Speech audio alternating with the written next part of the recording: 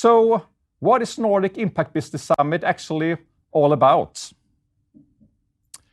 The last 4 years, we have looked into this ecosystem in the Nordic of impact startups, and we looked around 7,000 companies and assessed them on sustainability. And we found thousands and thousands of them working on very great solutions. So what we do is we match them with investors and business developers, not only in the Nordics, but also around the world, and have good conversation how to strengthen their case and really make them investor ready. And that's what we did last year in the old stock exchange in Copenhagen. But obviously it's online this year. So the last month we built an online platform and a dashboard for all the companies and investors so they can find each other online today. And all those companies we picked out this year are a lot of different companies. Obviously, we have one of the first companies in the world actually have a robotic swabbing for COVID-19 tests. But we also have a lot of other companies like Hyperion, who do concrete 3D printing, or KiteX, who have small kites taking down wind for energy, or companies like Ferrum, who actually have a household project for anyone to contribute to reduced pharmaceuticals throughout the water in our world, or Sevegi from Malmö, who actually have a liquid where you can put fruit and vegetables into it so it actually keeps longer on the shelf in supermarkets. Or SoilSteam, who actually can clean soils from chemicals. Or Tebrito from Sweden, who actually use all those new kind of proteins and make flour and others for different kind of products. So what are the characteristics of those companies? We have companies from all the Nordics, and we also have companies of different maturity stage, mostly pre-seed and seed companies. And the investor stage is a little bit different from them, and the funding need also. And what about investors that are online today and match with those companies?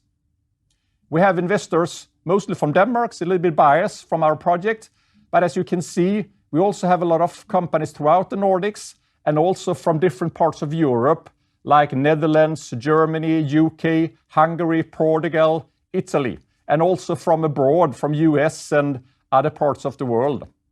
And the investment types are all the ones that actually invest in early stage startups, mostly business angels. We also have a lot of venture capital funds throughout the Nordics and Europe, but also family offices and other kind of investors.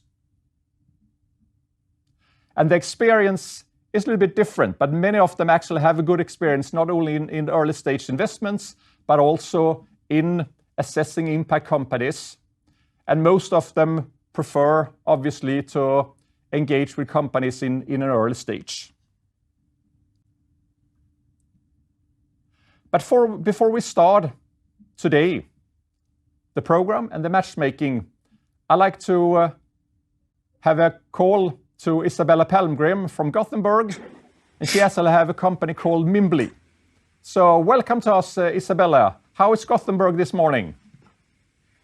Thank you for having me. It's dark. The sun is just about to go up. Yeah, so let's look for the sun today. So Isabella, tell me a little bit about how was your experience of the summit last year in Copenhagen?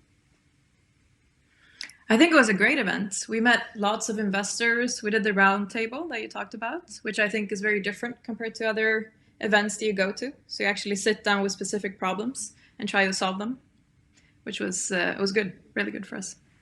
You got some good relations there for your future work the last year? Yeah, I would say so. We were just about to start our round when this was, so it was a good time to actually identify investors, to be able to reach out after the summer. And what have happened for you the last year since Copenhagen? I know there's a lot of things going on with you, so let's hear a little bit on what happened the last year. It's been a lot. We closed the investment round after that in the fall, so we took in 8.5 million Swedish crowns. And then now we've gone from prototype to a later stage prototype that we are installing with customers. We installed last week and this week here in Sweden. We also got a big grant from the EU of 2 million euros, which is really nice. And we have increased the team and increased the board as well. So it's been a really exciting year for us. Okay, so you have a lot of work the last year. Yes. and what part of the technology have you actually worked most on to maybe you should tell a little bit about, for some of the viewers that don't know Mimbla, exactly what you do. Yeah, of course. We do water recycling. So we have created an add-on water recycling system for professional laundry machines. A bit complex. So we do a hardware product and we do a software platform. So you can see all your savings. So this year we've gone from a prototype that we have built ourselves to working with a production partner that has actually made a producible prototype, or a producible almost product, if you can say it like that. And the platform is up and running as well, so the customers can log in and see all their savings, both financial and sustainable savings. And are you already out in the market with some first customers of yours, actually? Yes, we're out with 2 right now. We installed last week and we installed one yesterday. Okay. And we're installing one on Tuesday next week. And who are those first customers? What kind of customers are they? It's real estate companies. So we do shared laundry rooms. We're also doing one cleaning company. So the first ones out are Stena Fastigheter and Lundbergs Fastigheter. And then we're doing Core Service Management that's also active in the Nordics. Okay. And how have they received your technology and product? It's been good. So we've been installing in the shared laundry rooms. We've been talking to the people that actually do the laundry. And we've been showing them how it works, because we save water, we save energy, and then we filter out the microplastics that are released from the wash. So we want the users to actually know what's going on, and we want the customers of ours to see all their savings, to be able to share this on social media and so on. So it's been received good so far. Okay, so now you're actually on there with customers, and you have a lot of investments and support on your technology and organization. So where will you take it the next year, you think? What is 2021 well, the next year, for Mimbla? The goal is to be able to launch the product completely. So we're going to increase the team. We're doubling the team most likely next year, starting production, certifying the product, and selling the systems. So it's going to be a really exciting and a year with a lot to do. And what would be the largest challenges for you as a founder and CEO of such a company in growth and big support from investors and others and traction with customers? So how do you see it on yourself? Well, it's always a challenge. I would say this is the first time that we have funding for the next 2 years because of these grants that we have received.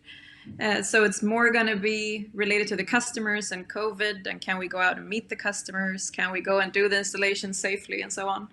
And to grow the team and have interviews remotely as well. It's been an experience, but it's been going really good so far. So hopefully that won't change. And how do you reckon growth in customers and market? Will you grow slowly out of Sweden, or are you already looking at partnerships with other areas of the Nordics or elsewhere? Well, the customers that we have are mostly active in the Nordics. So we have 22 signed on pilot customers right now. So we are going to do the pilots with them now during the spring, where we install maybe 1 Mimbox per place, where they get to test out the technology and see how it works, to then be able to actually buy the system or pre-buy the system before we start production. So we're looking for more customers, of course. So if you know any, let us know. Real estate owners, shared laundry rooms. So will you have time for a Christmas holiday, you think, or? Well, this year, a lot more than last year, because last year we closed around the 20th of December. So last year was a tired Christmas, but this year is going to be a nice Christmas. Oh, sounds great.